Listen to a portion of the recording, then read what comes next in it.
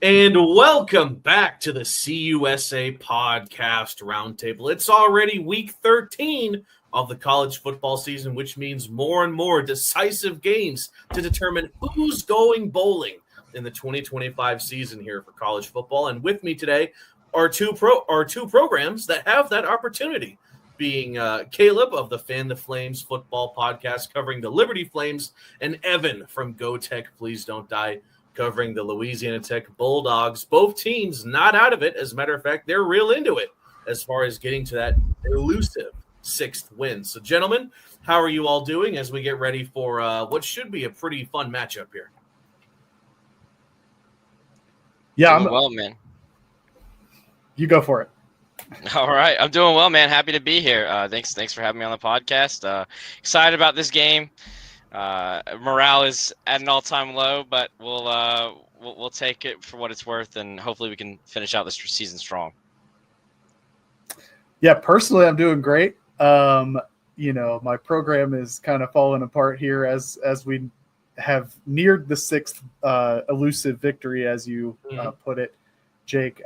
For several weeks now, it's eluded us. So, morale also at a low here. We've got, sort of competing motives that we can get into. What happens if we don't get to a bowl game, for example, may be exciting to our fan base. So more exciting than going to a bowl potentially. But, Makes sense. And by the way, let me actually welcome Caleb to the CUSA Podcast Roundtable. This, I believe, is technically your first appearance on our platforms. It's actually my second. I was right? here for the game against Delaware. Yeah. Oh, that's right. When Jake Bolden, Yes. I believe Jake Bolden hosted that one. Okay, I got you. All right, so we're dialed in now. Let's get right into it. Starting off with you, Caleb, as I wanted to talk a bit about both teams and how they've gotten here. Starting with Liberty, it's a bit ironic. Both teams enter this matchup losing two straight. But for the Flames specifically, as soon as they entered Conference USA, they've been one of the dominant teams in the conference. So while a 4-6 record is certainly not terrible, it feels like it might be the end of the world, or it feels like the end of the world to some of the Liberty faithful who I feel like are expecting championship appearances year after year. Is that kind of how you see this season going on for Liberty? Yeah, it's been a disappointment for sure. I mean, I kind of thought our floor was 8 wins, and has been since we joined the conference. We haven't really lost more than 6 games since we joined the FBS and in 2018. So it's been definitely 4 steps back and none forward since last season. Very discouraged. There's a lot of different people calling for head coach jobs or whatever it may be. It's not something that you want to see as a fan. But there's always the roller coaster ride of being a fan for a team. You can't be it's hard to be a dynasty, and it's hard to win a lot consistently over years. I figured this would come at some point. I didn't really expect it to be this year. I think some Liberty fans kind of thought maybe CUSA was a stepping stone into another bigger conference when we had joined. I think it's exactly where we need to be at this point in time, and happy to be in the conference. Clearly, we maybe have gotten a little humbled this year, but it's definitely discouraging. This would be the first time if we lose either of the next 2 matchups that we do not make a bowl since joining the FBS in 2018, which would be very discouraging. And I think just an utter disappointment of a season already, and then really coming off of arguably, no offense, Jake, but arguably our worst loss in school history since joining the FBS. Listen, none taken. I mean, this is a program with very high standards that have, even before joining Conference USA, when they were an independent program in FBS for a few years. This is the team that prides themselves on not just winning records, but postseason success. And that's in jeopardy, because after Louisiana Tech, even if they do get the dub, or you take on one of the top teams in the conference in Kennesaw State, that is at least in Lynchburg, but still no easy task there. So I'll turn it around now to Evan and ask you, my good friend, you've already matched your win total from last season, which also saw you get into a bowl game under interesting circumstances. Regardless, if it is your last year in Conference USA, I feel like you'd want to go out with a bang. And while the chance at a CUSA title might be up in the air, to get into a bowl game for real this time with 6 wins against not just Liberty, you have Missouri State there to close out the season, which I would say is winnable, even though it is in Springfield. Has it been a decent end to Conference USA? Would it be a decent end to just get to 6 wins, maybe 7, and get into a bowl game? Well, I think it's a tale of two halves so far this season. We've got started 4-1, and I think I was on somewhere in there. I think for the Western Kentucky game, so we were 4-2 at that time, and I said, "Hey, I was wrong on the preview this season.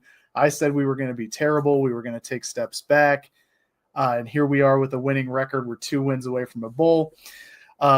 Since that time, we've gone 1-4, including, just inventing new ways to lose. We have 4th and 10s that we're facing defensively in overtime and with the game on the line against both Western Kentucky and Delaware. We've got a 98.6% chance to win both of those games. We lose both of those games, right? I've been a Tech fan for quite some time now. I've seen us lose a lot of different ways. I was at the Delaware game with my co-hosts, Nathan and Courtney, and Delaware fans start leaving. We're saying, "Hey man, it's not over. Like there's still a minute left. Right. I know you just missed the 2-point conversion with 30 seconds left, but it's not over. I promise." And I hope those fans are somewhere out there saying like, "Damn, those guys tried to tell us to stay and we didn't." Anyway, I'm just rambling now, but it feels like we've fallen apart at the seams.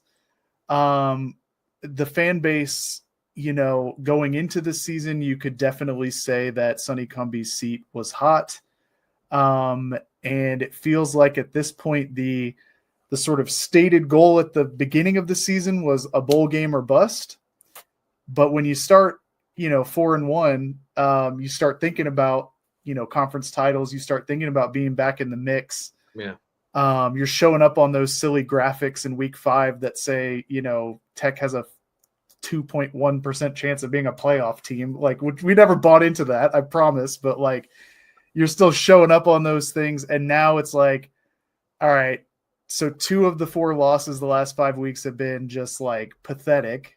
And then the other 2 losses, the team was pathetic. So we lost at Kennesaw by getting blown out. We lost last weekend at Washington State getting blown out. So it's just like, how much more of this can we take? Even if we do make a bowl game, is that a successful season when you start 4-1? I can't really sit here and argue that it is, even though that was our outlook at the beginning of the season.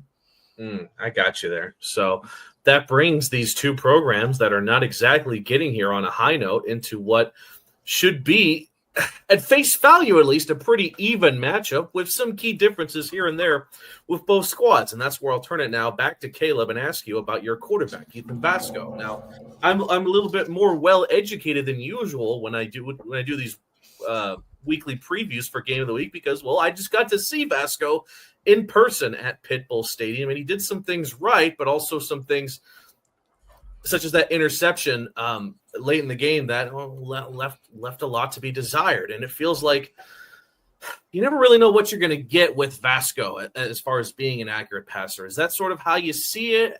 Do you feel like he lives up to what has been a very, very a pretty good list of Liberty quarterbacks that have played recently, certainly in FBS? Yeah, he's not been the guy that we expected him to be. I think you have Mr. Consistency, and then on the other side, you have Mr. Inconsistency, and Ethan Vasco seems to fall under that latter category.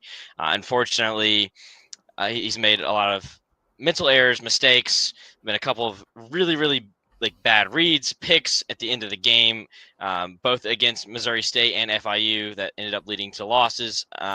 Honestly, some of the worst clock and time management from a quarterback I've seen. Probably since the 2022 Colts against the Vikings, to be honest with you. That was it was really, really difficult to watch. both at the end of the game and also from a coaching perspective. I think the last 2 games there's been a lot of not only unforced errors but coaching mistakes as well when it comes to taking your timeouts, not going for it on 4th down, whatever it may be, not throwing challenge flags. I think it's been a lackluster performance from Coach Chadwell, which is not something you expect when you're paying him what we're paying him, and other coaches in our conference and in the group of 5 and even some at the Power 5 level are making the same, if not significantly less than what Chadwell's making. You don't really want to see those errors. That's not something that that you're paying to see. So that's been very unfortunate, very discouraging. And yeah, Vasco, like you mentioned, I mean, he's 143 out of 245 on the year. So he's right at a little over 56% on completion rate, 9 touchdowns, 8 interceptions. He's able to get the job done on his legs, but he just doesn't go through his reads. He's got one guy he throws to. And I'll be honest with you, Jake, we have a great receiving core. We're really, really, really deep at receiver, and we just have not utilized all the weapons that we have. It's kind of crazy to think about the players that have not gotten touches this year at the wide receiver position, and the ones that have, and it's not what I would expect at the beginning of the year. Obviously, we've seen a bright spot from Dante Lee Jr., who I think has really shown out this year. But unfortunately, it's been a difficult watch for Ethan Vasco, super inconsistent. And has not been the guy that we've wanted him to be, especially with the likes of Caden Salter or Malik Willis, even Jonathan Bennett that we've had in the past. It's been hard. Well, if Liberty has one thing, at least, it's consistency at the quarterback position. Louisiana Tech, on the other hand, I think Evan picked up on this pretty quickly. Not exactly the case, considering, well, there's been, I believe, 3 quarterbacks that have suited up and have taken majority snaps in quite a few games this season. As it stands, Blake Baker is the leading passer, but however, you've had Evan Bullock, who has been the leading passer in both losses to Delaware and Washington. So, Evan, guide us through the quarterback room. First off, who is expected to start against Liberty, if you even know? And, well, what can we expect from whoever the starter will be? So it's going to be Trey CUSA, who was our starter coming out of fall camp. Evan Bullock, I'll start with Blake Baker. He kind of won the job in game action. Led the team for most of the season. He's done for the year. Tore his ACL against Delaware. So last week we went with kind of a 2-headed monster approach with Bullock and CUSA sort of trading reps. Bullock didn't slide on a run and got a helmet straight into the ribs. And I don't know if his actual injury is public knowledge, so I won't say what it is, but he's done for the season as well. Coach Cumbie announced that yesterday. So it's going to be CUSA because he's kind of the only one left. He is relatively dangerous with his legs. He's pretty fast and wiry. He for whatever reason, does not really throw the ball downfield. So it's a very one-dimensional approach with him. The times that he has thrown the ball downfield, it's honestly kind of like you said, Caleb. He seems to just make a read and then take off, right? If his read's not there, he's just going to run. They were saying that the true freshman Jackson Bradley might get involved, but Cumbie in his press conference today said, the plan will be to go with CUSA for the whole game. Now, the last time we had a quarterback make it through a whole game was maybe a month and a half ago. So I don't know. We may see the true freshman, or we may see the sort of journeyman backup Mason Welch come in as well. So the outlook at quarterback this week, I would say not great if you like the old Louisiana Tech passing offense days where we were putting up 400 yards a game. That's not happening this week. Who would you personally prefer to be in there? Oh, I mean, if Blake Baker was able to play, I mean, I think who's available? Who do you prefer that's actually available? Well, CUSA's the only one with any real game experience. So I haven't seen Jackson Bradley do anything. He was the fourth stringer, coming into the season. So, and even I guess maybe even fifth string, because Mason Welch came in and to try to preserve the red shirt, I guess, on the freshman. So I think Q Cook, you have to go with Q Cook, but it'll be interesting to see if there's a game plan for, trying to push the ball downfield a little bit more, because I think as we get into, talking about game plan and scheme and everything, like, you can't be one dimensional in FBS college football. It's just not going to work. You hear that, Caleb? They might have a quarterback problem over there in Louisiana Tech. We do. You don't have to whisper. We have one. But what I'd like to point out, Caleb, the Liberty Flames give up the least amount of passing yards in Conference USA. Does that get you a little fired up to see what Liberty's pass defense can do? I know they kind of, sort of, against Joe Pizanski and FIU, they had their ups and downs at times, but ultimately the Holy P, as we like to call him, came up clutch and did get the job done at the end of the day. But still, this is a very good pass defense that Liberty has. And now that you know that Louisiana Tech's quarterback situation is a bit iffy, how confident are you that they can rise to the occasion here? Still not very confident, Jake. You got to win games with offense too. And when your offense is abysmal, it doesn't matter what your defense can do sometimes when your defense can't stay off the field. And we saw that against Missouri State, and I think that's really why we lost that game. We start hot and then we burn out. Ironically, play on words with the Flames, if you will. We tend to burn out in the second quarter or the second half, and we also don't know how to play with a lead, Jake. I mean, it's been interesting the amount of times, like, we'll be ahead by one or even two scores, even three scores earlier in the season, and then just get complacent in these games, and it's been frustrating because just like Evan was mentioning, like, yeah, you're not out of it, just like in the Delaware game. Like, that's kind of how we feel. I mean, it's been very unsettling. I mean, I feel like I'm a little bit I want to say kind of like I've struggled with the fact that we have always been ahead in games that we've played recently. We've been a little bit spoiled. I think that's the word I was looking for, in the fact that we've had large leads and we've been able to play with large leads in the past, and we boat race teams. And I mean, it's been, 30-point victories a lot of the past, 8 years we've been in the FBS. And so it's been encouraging. And this year it's like, man, like, I'm not used to having to actually stress in the fourth quarter in the games, because we've been just beating the brakes off some teams, and now it's like, man, like, I have to really dial in and hope that we don't blow it, and we do.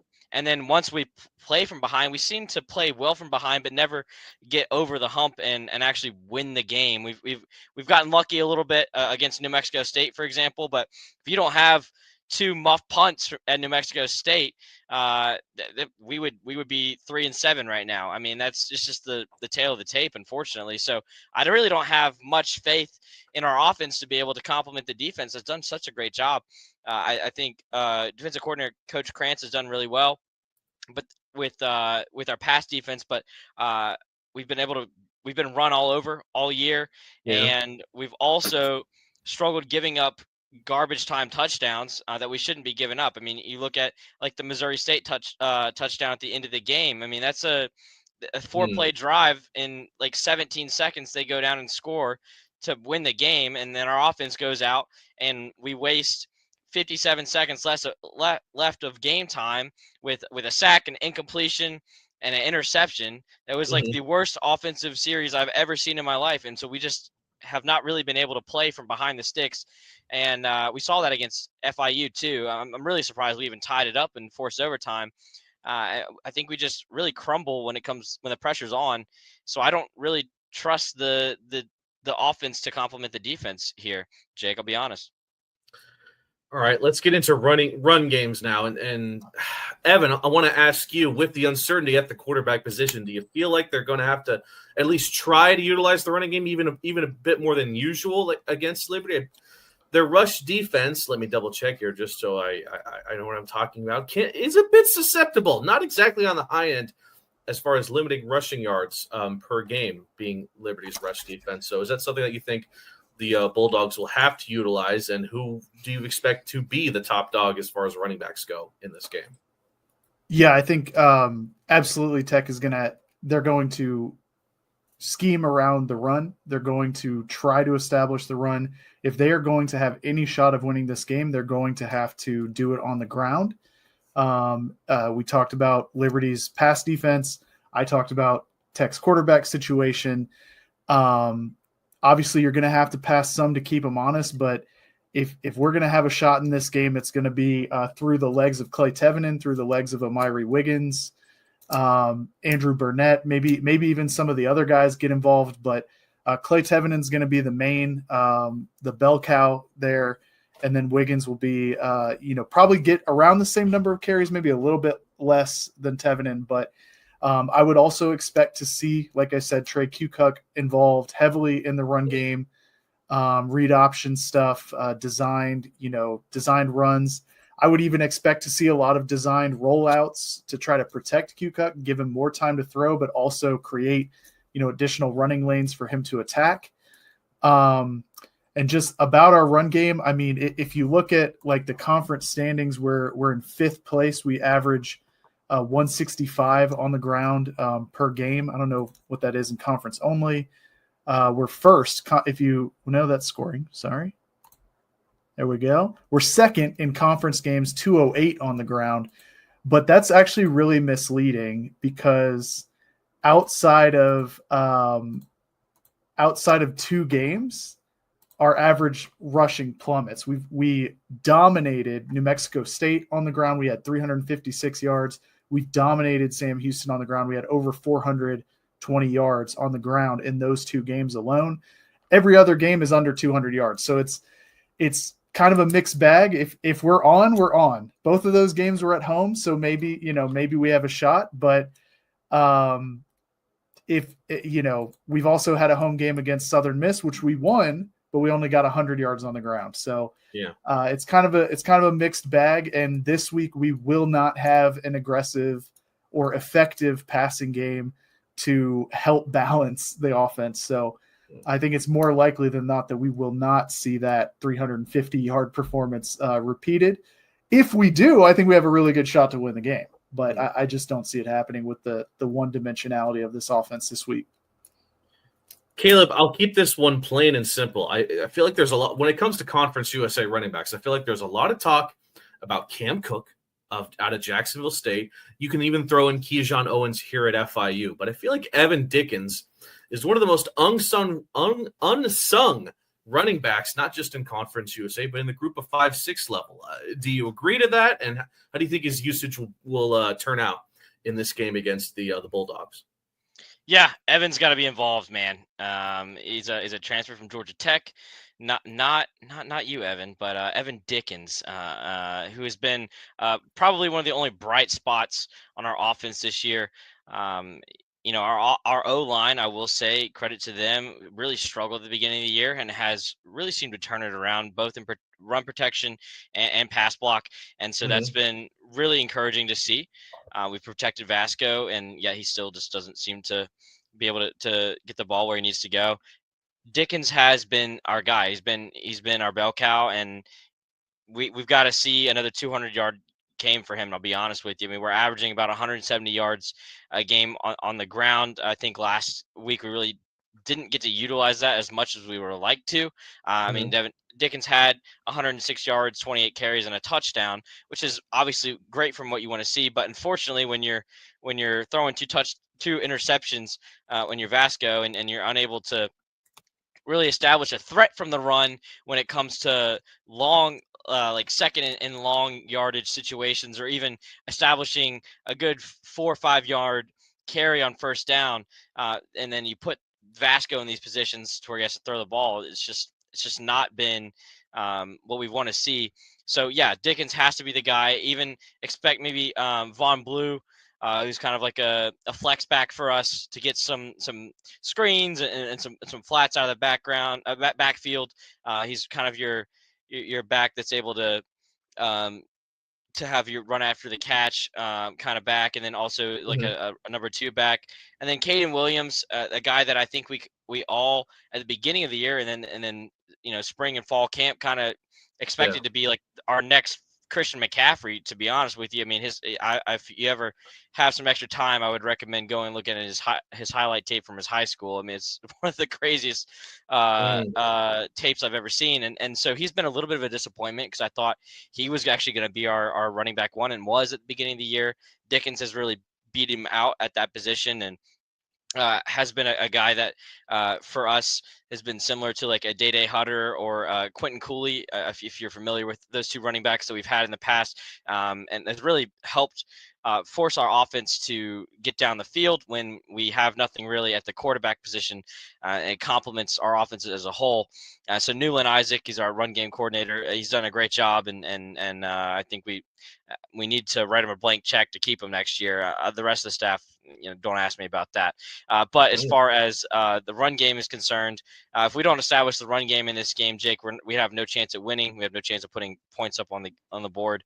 And you'll look to see maybe Ethan Vasco use his legs too. Obviously, he's done that. Maybe made some wrong reads. He stares down his first read, like we were talking about Evan, and then just kind of decides to run after that.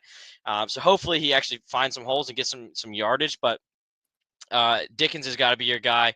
And I'm looking forward to seeing if he can perform and give us what we need from that running back position. Sounds like a plan there. So let's now quickly turn around, talk a bit about defense and who really has the advantage here, because these are, no joke, 2 of the best defenses that Conference USA has to offer. So I don't know what the over-under is, but it feels like on paper bettors might want to smash the under in this game, because while Liberty gives up the least amount of yards per game, Louisiana Tech gives up the least amount of points per game. So on paper, on the stat sheet at least, very even defensive matchup here. But I'll start with you, Evan. What really makes Louisiana Tech's defense stand out, and what they might have the advantage of in this game more than anything else? Yeah, I think what makes Tech's defense really special is they don't really miss a lot of their opportunities. They're not missing tackles. They're not, I said this a few weeks ago when previewing Western Kentucky, but they aren't gonna shy away from making a play, right? They go out there, they're gonna hit somebody, they're gonna get penalized for hitting people sometimes, and that's a detriment. We're the most penalized team in college football at this moment. So, but the other thing that makes this defense special is that they are excellent at turning the ball over. They are excellent at finding opportunities to score touchdowns themselves. Through 10 games, they've got 7 defensive touchdowns. That has really helped in some games, really been the difference in some of the games that we've played. And they're the number 1 ranked defense in Conference USA for a reason. They might bend a little bit on the yardage in recent games, but they still really haven't been giving up that many points. Even against Washington State last week, it was 2 horrendous special teams plays that set up Washington State's first 2 touchdowns. So even though, they did give up touchdowns, it was, a 10-yard drive and a, 40-yard drive basically. And yeah, I think, just looking at any stat category, both advanced and simple stats, it's just pretty impressive what they're able to do week in and week out against really whatever quality of opponent they're playing. And now I'll pretty much ask the same thing to you, Caleb. What makes the Liberty defense work so well through most of their games? It feels like every now and then an opposing team can drop 30 on Liberty on either a win or a loss. But still, what really powers Liberty's defense, and what do you expect out of them against Louisiana Tech's, we'll say, interesting offense heading into this game? Yeah, great question. So I think at the beginning of the year, we really were able to attack the run. We did well against the run, except for like a few breakaway runs, but we were able to hold running backs to 1 and 2 yard gains, other than your big breakaways. But it's kind of transitioned just like our offensive line on the other side of the ball. We look at our defense, and we've been a good pass defense, like you mentioned. You look at guys like maybe Brylan Green, who is a former All-American. You look at Damon Harmon, who's an amazing story. Even Christian Bodner, great stories for both of those guys, battling injuries and diseases and childhoods, things like that, that have really formulated them as players and have really shown out. Those three players specifically have been detrimental and important to our defense in the passing game. Unfortunately, we've also kind of been struck by the injury bug a little bit, especially on our defense, and we're missing our starting middle linebacker Joe Carter, who was projected, all CUSA, and it was actually a walk-on at one point too. So that's been a tough loss for us. I think we've been lacking at the linebacker position, so that's really hurt our run stop defense because of the loss of Joe Carter and who, I mean, you're losing your quarterback of the defense at that point when you lose your starting middle linebacker. So that's been really difficult. And I think really since that moment, teams have been able to establish the run on us. And then we've been able to get decent PBUs. Brylan Green as a ball hawking safety is thankfully seems to be at least 90% back from early injuries. I will say from in the season, and has able to get PBUs and interceptions. So I'm really looking for this defense to force some turnovers. And I will say that we have improved in our ability to rush the passer as well. So I think that's been something that has been encouraging. I look to see Liberty get 3 or 4 sacks this game. I think if you do that, that'll be a huge plus for the Flames. And then, we haven't gotten the turnovers we would like in the past couple of weeks because I hate to say it, but we've really been banking on turnovers this year. And in the games that we win the turnover battle, ironically enough, we win, but I mean, that makes sense. But at the same time, we're looking to get turnovers and sacks. If we can get that done, I think we'll be able to stop this interesting Louisiana Tech offense, as you mentioned. So we'll be looking to see what that pressure in the backfield is, and then also whether or not we can stop these long passes with our ball hawking safeties and corners able to maybe potentially get some turnovers. I will say one thing that has been kind of a hard topic for us, and I know I've been kind of beating a dead horse of this on our podcast, but we tend to give up really, really long 3rd and 10s or 4th and longs. Like it doesn't make any sense. We seem to be very, very good with 3rd and 4th and short, but in these like have to have stops on, like, you should make these stops 10, 3rd and 4th and long yardages, we seem to give them up at least 50% of the time. That's just simply something you can't have from a morale standpoint, and also just being able to get the defense off the field because they're playing so great on 1st, 2nd, even 3rd down, and then it seemed like we just run out of gas or unable to compete when it comes to these detrimental plays that we need to have every single time, and you can't get off the field. That's been kind of the storyline for our defense this year. All righty then. I'll open this next question up to whoever wants to answer it first. But who needs this win more, from not just getting into a bowl game standpoint, but from a morale standpoint and a getting ready for next season's standpoint? Obviously, I think Liberty needs it more for a bowl standpoint because they're already at 6 wins. Losing this would officially knock them out.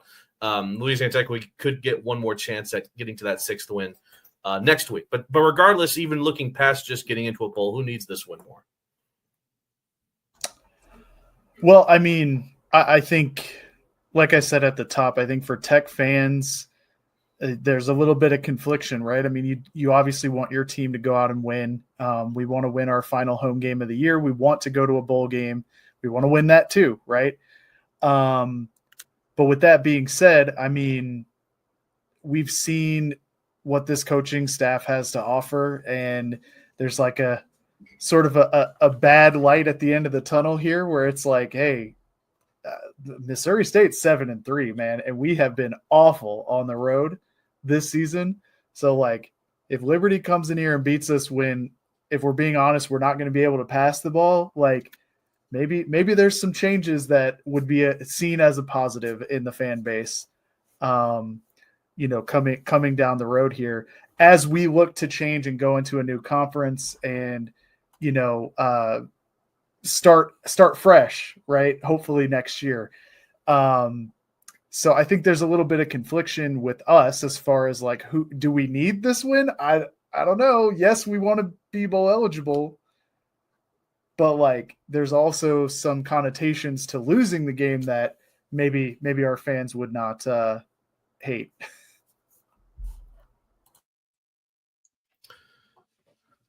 Do you have a rebuttal, Caleb, or are you kind of in agreement? I'm in agreement for the same reasons. In some sense, I think Jamie Chadwell needs to win this football game more than the teams themselves. I think if you look at it from a perspective of a fan base, our fan base is very split down the middle of. You have your radicals that say, "Oh, fire Chadwell." They said fire Chadwell after we lost to JMU, and then you have the fans that are still on Team Chadwell. I'm kind of probably somewhere in the middle. I'm probably on team give Chadwell this season and give him 3-4 games next year. And if that doesn't start off well, then it might be time to hit the carousel. But at this point in time, I think you need to have something not only for recruiting standpoint, but also for just a team morale. I mean, you have not.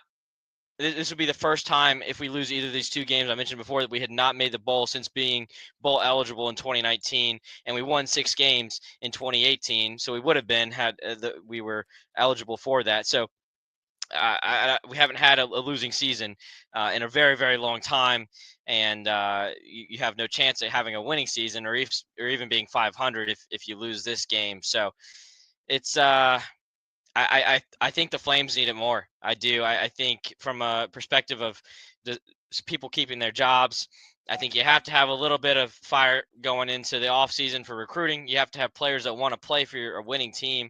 And when it comes to the G5, we should have some of the best players that we were able to recruit. And we're already having recruits decommit as of this week, including a quarterback that we were really high on decommit as of this past week. So I think from a recruiting standpoint and just overall morale for the fan base, you got to win out. And it starts with this game against Louisiana Tech. If we don't win the bowl, I don't know that's necessarily a big deal, but I think you got to get bowl eligible. I think you definitely need to win this game. Kennesaw State obviously is a tall task, and wouldn't be surprised if we do win this game to see us on that podcast again next week, just because of the implications of that game with Kennesaw State for both teams. But that's a story for another time, Jake. So I'm excited for this game. A little bit nervous too.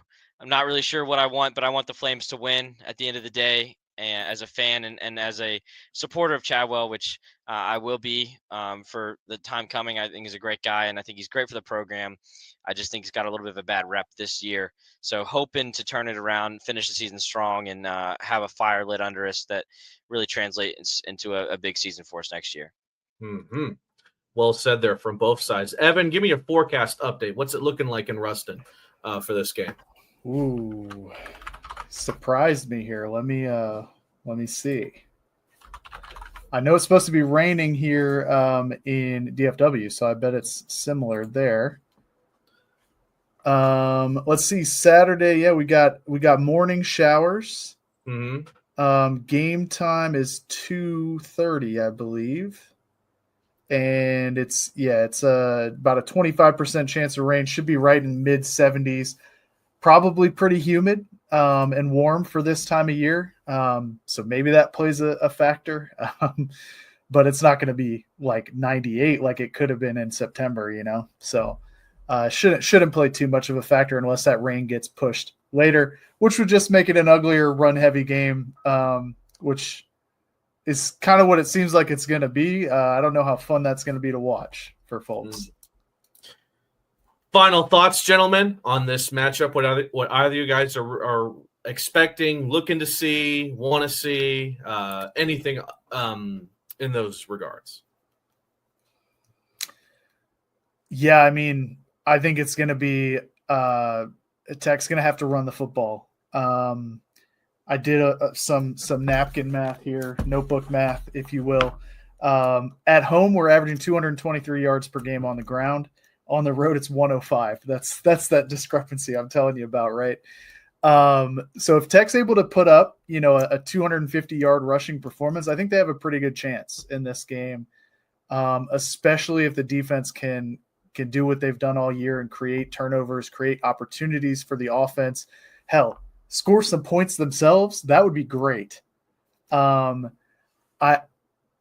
I don't know. I mean, do we make predictions on the show, or what are we doing here? If you want to do that, feel free. I'm not forcing you to, but if you want to let the world know, put you on the spot right now, go for it. Yeah, I mean, I don't know. I don't see any way Tech can score points in this game because they're going to have one thing. It's going to be the run game. I know Liberty's run defense is not the best, but when you don't really have to key for a downfield pass, I just don't see it going well for Tech. I think it's ugly, man. You said the over-under, it's at like 45.5 or something like that, for somewhere in there. There's no way. It's going to be like, I don't know. I'm going to say Liberty like 17-10, 17-12 or something. I don't know. It feels like a weird score kind of game. Mm-hmm. I'll say the same. Caleb, I'm not forcing you to. Yeah, I kind of like exactly the same. On the opposite end of the spectrum, actually. So I think from a perspective of Liberty taking the L here, I would not be surprised to see that. I think it's also going to be a sloppy game for us. So I was actually thinking 17-12 La Tech over the Flames. So you kind of took my score line. So maybe I'll switch it up and say like, you know what? No, I'll play devil's advocate and I'll stick with 17-12. That's incredible. The Bulldogs take the Flames, and I think it's going to be a sloppy one. Field goals, mixed extra points, whatever it may be. I'm not super confident about this. I kind of, in some sense, kind of want to watch Twitter burn a little bit and see what Flames fans have to say with this and how that'll go. Obviously, I want the Flames to win, but it'll be definitely an interesting offseason. Have they not win this game, and it'll be hard to watch the game against Kennesaw at home next week if that is the case. So I'm a little intrigued by this game, and I'm not super confident. If we can get a run game going, though, if we can, like Evan said, I don't want to steal your points, but same kind of point. Like if we can get 250 rushing yards from us, whether it's Dickens, whether it's Vasco, even like I've seen hints at potentially running our second quarterback, Michael Merdinger, as like a weird like scheme around him. We actually did that a little bit against JMU. Had him run like half snaps. Vasco was injured in that game, and so we ran him along with Ethan Houck, who just a heads up, if he does stay with the Flames, is probably going to be one of the greatest quarterbacks CUSA has seen. Wow. And it's not looked great so far in actual games, but I hear very, very good things about him. Like comparisons as to like the best athlete in Liberty history, even more so than Malik Willis. So excited about Ethan Houck. Hopefully he stays around. And if they can get the O-line the same that they did at the end of this year for next year, I think he's going to be your guy next year. So hopefully from a morale standpoint and from a team standpoint, you want your players to stick around, and you to be able to recruit for next year. So obviously I would like to win here and hopefully win out, or at least win against Kennesaw, and whether we win the bowl or not. I mean, I would like to see us at least 500. So I'm hopeful that we would win, but I am pretty low on the Flames winning this week. I'll be honest. Well said there from both of you guys. Well, I'm just hoping for a great matchup as being the neutral host here. So definitely be sure to check it out. Liberty, Louisiana Tech over at fabulous Ruston, Louisiana. That's going to be at 3 Eastern, 2 o'clock Central. If you're not in Ruston for that, you can catch it over on ESPN Plus. Gentlemen, thank you so much for the time, and thank you all for watching this preview for Week 13 here in CUSA football. And thank you for watching the CUSA Podcast Roundtable.